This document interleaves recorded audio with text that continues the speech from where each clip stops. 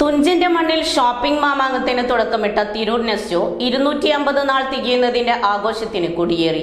ഇന്നും നാളെയുമായുള്ള 40 മണിക്കൂർ shopping festival നെസ്റ്റോയിൽ തുടങ്ങി. തിരൂർ നഗരസഭാധ്യക്ഷ AP നസീമ ആഘോഷ പരിപാടികളുടെ ഉദ്ഘാടനം നിർവഹിച്ചു.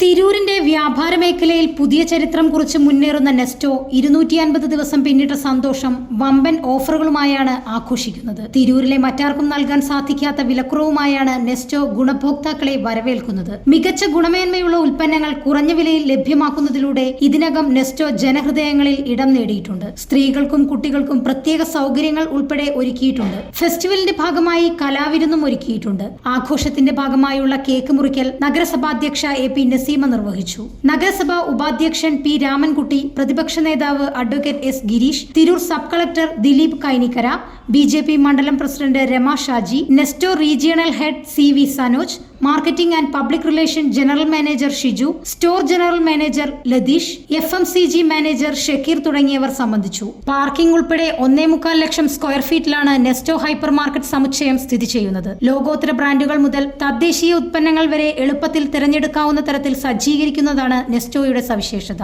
ന്യൂസ് 99 തിരൂർ.